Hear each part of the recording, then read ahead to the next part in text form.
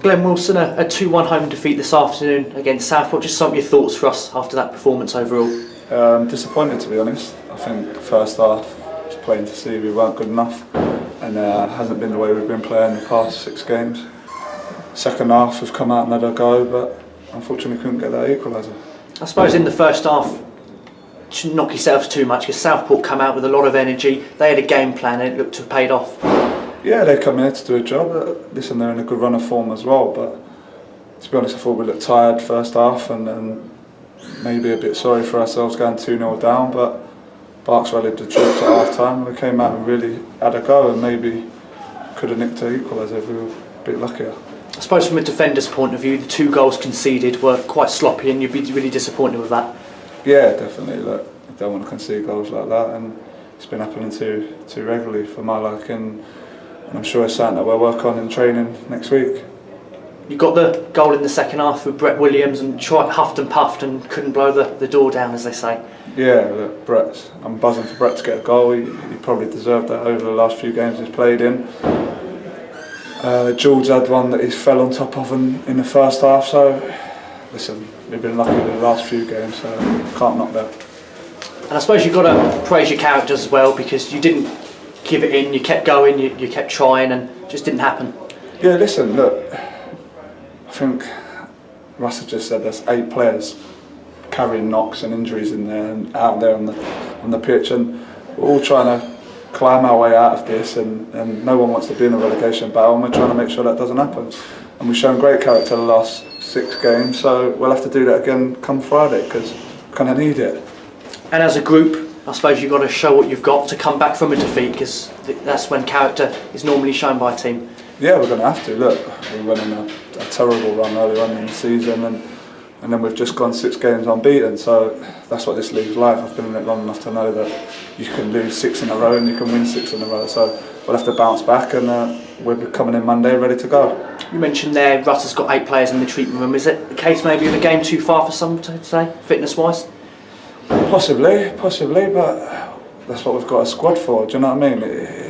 It's one of those ones, people are just carrying injuries. It's coming to that time of the season where the injuries are niggly and you're just trying to get through each game as it comes. We've played a lot of football lately, but that's not an excuse because we've been doing well, and the first half wasn't good enough. As a captain of the team, I suppose you're really pleased that Chris has got the permanent job until the end of the season, his extended run. It just sort of, there's a bit of stability there now, isn't there? Yeah, definitely. Look, Barts and Matty have done a brilliant job since they've come in, so as you say, that stability is there now, so we know what we've got to do, and I'm sure they'll be working hard this week on putting things right for Bristol. Despite the unbeaten run coming to an end, I'm sure if you'd have offered the results and the points gained since Altrincham away, you'd have snapped your hands off at that run of form. Oh, of course, yeah. Look, like I said earlier, we was on a terrible run, so things could only get better, but we're still disappointed in our performance today, so we've not achieved anything yet, so we need to go again on Friday. Bristol Rovers Friday, it's going to be a tough game, there's going to be a big crowd, they're in a good run of form themselves. What sort of game are you expecting from Bristol Rovers?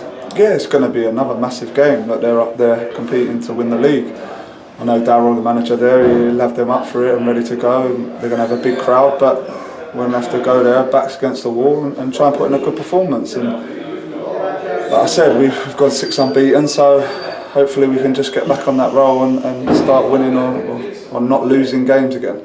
And you mentioned their backs against the wall. You've seen performances with Portsmouth twice, Rochdale, Aldershot. When your back's against the wall, you often come out and put in a great performance and get results. So it's one of them games where the pressure's off, kind of. It's more on them, but backs against the wall, you guys can do a job. Yeah, definitely. I think this season, you look at the so-called bigger games, it's when we've played our better football. And it's unfortunate to say that we haven't always won the games that we should have, but we're not beating around the bush. We know it's going to be a tough game going there. They're in a good run of form, but we've got to go there and try and get some points on the board.